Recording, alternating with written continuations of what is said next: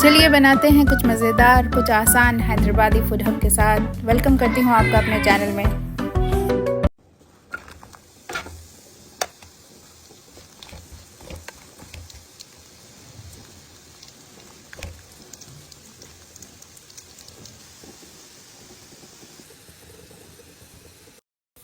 Hello everyone, welcome to Hyderabadi food hub. आज मैं आपके साथ शेयर कर रही हूँ हैदराबादी सूखे गोश्त के कबाब, या जिसे सन ड्राइड कबाब भी कहा जाता है।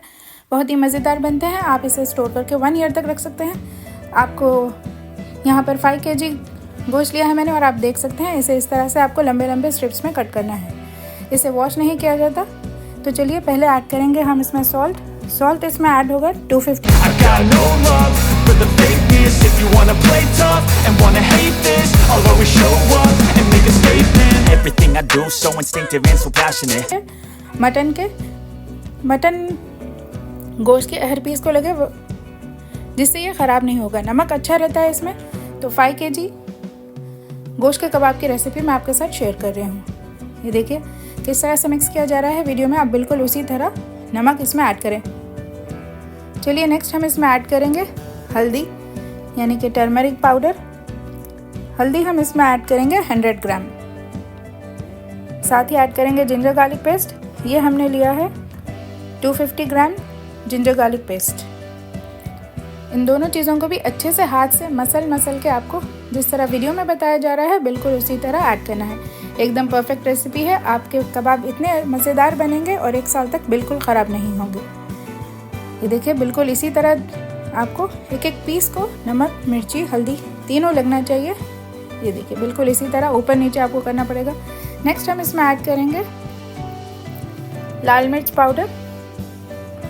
लाल मिर्च यहाँ पर हमने ऐड की है 250 ग्राम। तो आप लाल मिर्च अगर आपकी थोड़ी तीखी है तो आप थोड़ी ज़्यादा ऐड कर सकते हैं, क्योंकि कबाब ख़राब नहीं होते हैं अगर उसमें नमक और मिर्ची दोनों अच्छी क्वांटिटी में हो। तो आपको जितना तीखा पसंद है या फिर जितना आप प्रेफर करते हैं, क्वांटिटी के हिसाब से कम या ज़्यादा कर सकते हैं। चलिए मिर्ची भी हमने अच्छे से ऐड कर दी है और इसे भी अच्छे से मिक्स कर लेंगे। फाइनली एक और चीज़ इसमें ऐड होगी, वो है तेल डालने से एक अच्छा उसमें टेक्सचर आता है। और 5 to 6 टेबल स्पून के करीब हमने 5 kg कबाब में ऑयल ऐड किया है। बस इसे एकदम अच्छे से मिक्स कर लें। और जैसे कि इसका नाम है सन ड्राइड कबाब, तो आप धूप में इसे सुखाएं। आपको वीडियो में बताया जाएगा जिस तरह एक रस्सी बन ले आप, और इसे अच्छे से 8 से 10 दिन के लिए धूप में सूखने दें, जब तक कि नमक मिर्ची अच्छे से ड्राई ना हो जाए। ये देखिए आपको बताते हैं किस तरह हमने इसमें इसे इस तरह तार पे डाला है, एक एक पीस अलग, बिल्कुल उसी तरह आपको सुखाना है।